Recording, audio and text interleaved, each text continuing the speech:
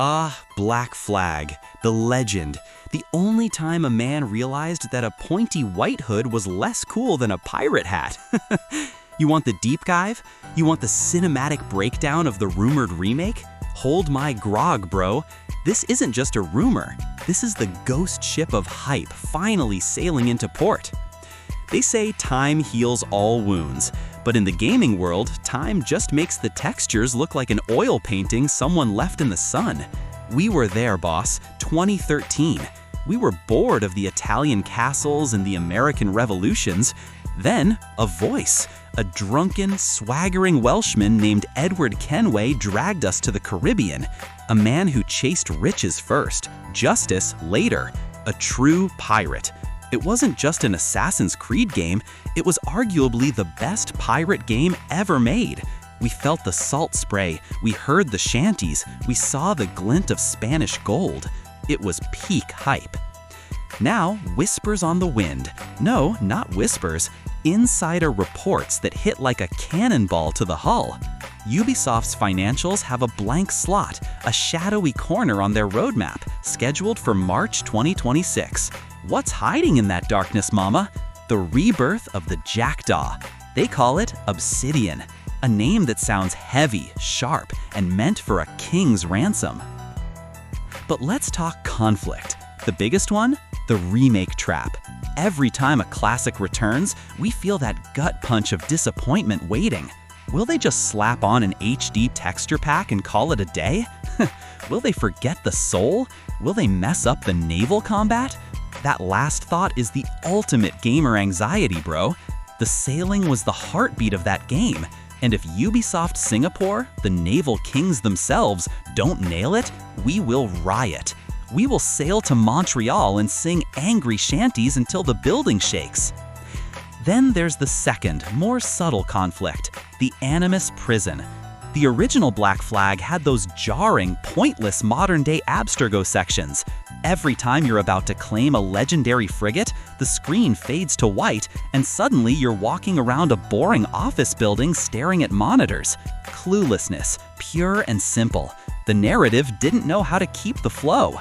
The ultimate buzzkill. It felt like walking out of a rave and into an HR meeting.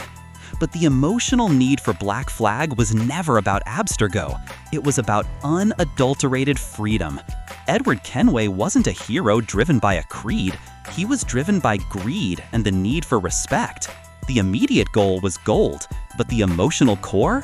It was to be his own man, beholden to no king, no Templar, no assassin. This remake is being stripped of the modern-day segments entirely, focusing only on the 18th century.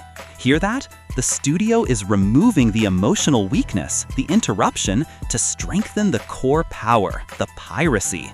They are adding 4 extra hours of Edward's story, including a questline with the legend Mary Read that was previously cut. That's not a graphical update, that's giving us the full, uncut pirate epic we deserved. We felt cheated back then, mama, like finding an empty treasure chest. Now, they're filling it with solid gold. The twist, the beautiful, unexpected flip, is the RPG influence. We thought we were getting a reskin. Instead, the whispers say it's getting the full RPG overhaul. Loot systems, gear stats, skill trees. This is not just a remaster. It's Black Flag put through the Origins Audacity Valhalla Beast Mode machine. Imagine a full inventory, customizing Edward like a true gear-grinding pirate. Insane. But the real kicker? Seamless transitions. No loading screens between sailing the open sea and crashing onto an island. The ocean environment itself becomes the game. You want to feel like a captain? You want that moment of leaping from the helm straight onto the sands without a loading screen breaking the flow? That's not just an upgrade, bro.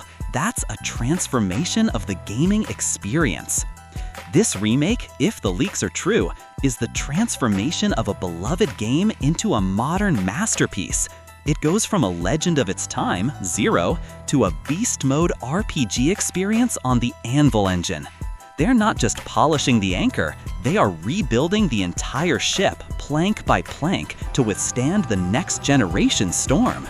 We are moving from the simple, choreographed combat of 2013 to the deep, satisfying RPG crunch of a contemporary title. The journey of Edward Kenway, the boy who craved riches and found purpose, gets the narrative weight and gameplay depth it always should have had.